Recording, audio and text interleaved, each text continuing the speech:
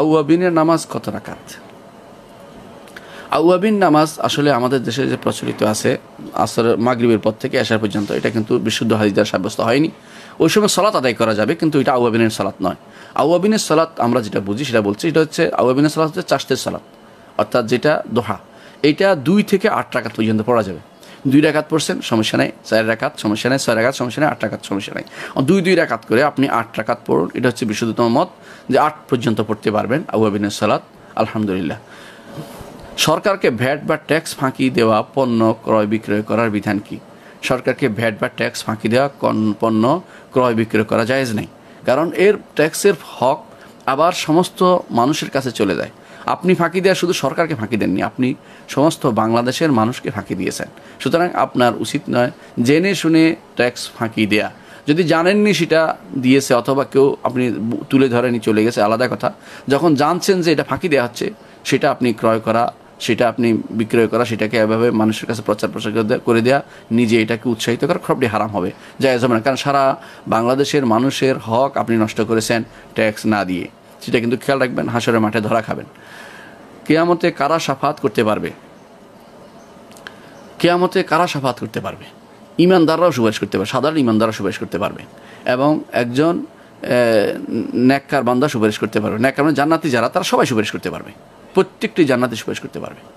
তার শর্ত পালন করে, শর্তটা পূরণ করতে হবে।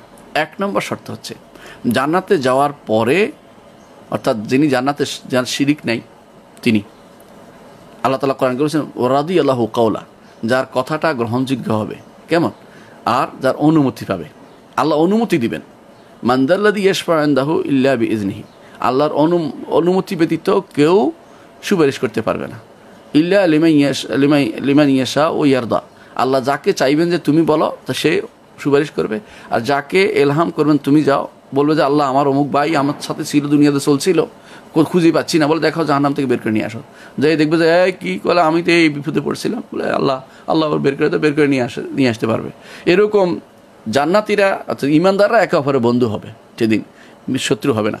কিন্তু কাফেররা, বদমাশরা একে অপরের শত্রু হবে, বা তথাকথিত এখন যারা দিন বিরোধী আছে একে অপরের শত্রু হবে।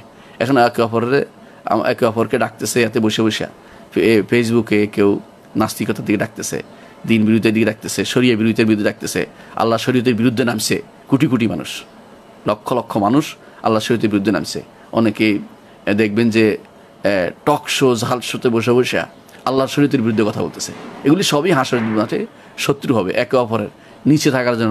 রব্বে আতিম দে ফাইনি মিনাল আযাব, আল্লাহ ডবল দাও, আল্লাহ বল তোরাও ডবল দিলাম, দুইজনে ডবল দিলাম, তুই বলছো যেহেতু, অর্থাৎ ডবল শাস্তি। সেখানে তারা চিরস্থায়ী হবে যদি কোনো কুফুরের ভিতরে চলে যায় তারা। আর যারা ইমানদার, গুনাহ করেছে, অপরাধ করেছে, অপরাধ বোধ আছে যার মধ্যে, এবং সে মনে করছে যে এটা আসলে অপরাধ, তারপর অপরাধ রয়ে গেছে, তওবা ইস্তেগফার করে যায়নি, আল্লাহ তাআলা তাদেরকে এই সমস্ত কারণে জাহান্নামে দিয়েছে। ইমানদার, তার ভাই জান্নাতে গেছে, সে তার কথা স্মরণ করবে, আল্লাহ তার মধ্যে স্মরণ করাই দিবেন। আল্লাহ তাআলা নিজে স্মরণ করার কিছু নেই, সেটা জান্নাতের আখিরাতের প্রত্যেকটি কাজ আল্লাহর ব্যবস্থাপনা করে দিবেন আপনাকে, আপনার অন্তরে স্মরণ করিয়ে দিবেন। আপনি তখন আল্লাহ আমার অমুক ভাইটা তো আমার সাথে ছিল, খুঁজে পাচ্ছি না, আল্লাহ দেখে তাকে বলো আল্লাহ ওকে তো ওখানে আমি তুই বের করে দাও। আল্লাহ বলো ঠিক আছে নিয়ে আসো, ইমান ছিল তো জাহান্নামের জ্বলছে, এখন বের করে নিয়ে আসবে। এইভাবে সুপারিশ হবে। সেখানে রসুল সুপারিশ করবেন, শহীদরা সুপারিশ করবেন, সিদ্দিকরা সুপারিশ করবেন, নেককার বান্দারা সুপারিশ করবেন, ইমানদাররা প্রত্যেকে তার অবস্থা অনুসারে সুপারিশ করতে পারবে। তবে শর্তটা কিন্তু জরুরি, সেটা হচ্ছে 3টা শর্ত। 1 নম্বর শর্ত হচ্ছে যার জন্য সুপারিশ করা হবে তার ঈমান থাকতে হবে। যার জন্য সুপারিশ করবে তার ঈমান থাকতে হবে।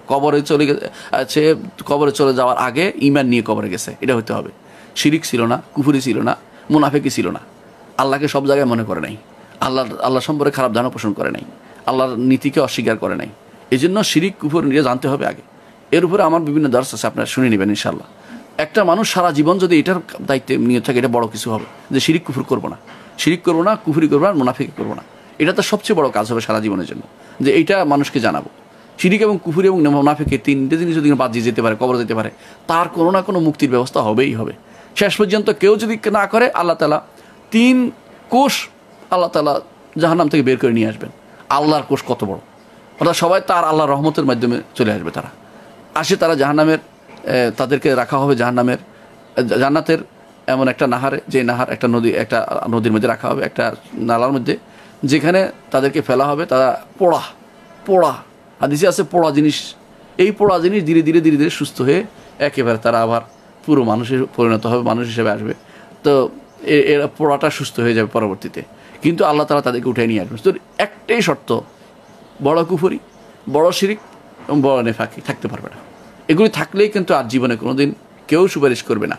হ্যাঁ, যে মুশরিক হবে, যে কাফের হবে, যে মুনাফিকি করবে দিনের মধ্যে, এদের জন্য কেউ কোনো দিন সুপারিশ করতে পারবে না। আল্লাহ তাআলা তিনি যে তার হাতের ভিতরে দিয়ে 3 কোষ নিয়ে আসবেন, সেটার ভিতরে সে পড়বে না। তাহলে আপনি সুপারিশ পাবেন। 1 নম্বর শর্ত হচ্ছে আপনাকে অবশ্যই ঈমান নিয়ে কবরে যেতে হবে, ঈমানটা থাকতে হবে। 2 নম্বর শর্ত হচ্ছে যিনি সুপারিশ করবেন তার উপর আল্লাহ সন্তুষ্ট থাকতে হবে, তার উপর আল্লাহ সন্তোষ থাকতে হবে। অর্থাৎ তিনি জান্নাতে যাওয়ার মতো, জান্নাতে চলে গেছে এরকম মজা হতে হবে, জান্নাতে যাওয়ার আগে তিনি সুপারিশ করতে পারবেন না কারোর জন্য।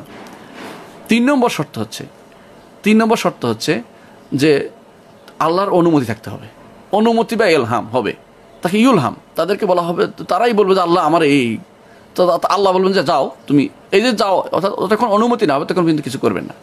একমাত্র রাসূলুল্লাহ সাল্লাল্লাহু আলাইহি ওয়াসাল্লাম তিনি অনুমতি নেওয়ার পর থেকে, যখন থেকে তিনি হাসরের মাঠের বিচারের অনুমতি নেওয়ার পর থেকে তিনি বারবার চাইতে থাকবেন। যখন তিনি ঈমানদাররা পার হবে, যখন সিরাত পার হবে, তখনও রাসূল সুপারিশ করতে থাকবেন, আল্লাহুম্মা সাল্লিম, আল্লাহ নিরাপদ রাখো, আমার উম্মতকে নিরাপদ রাখো।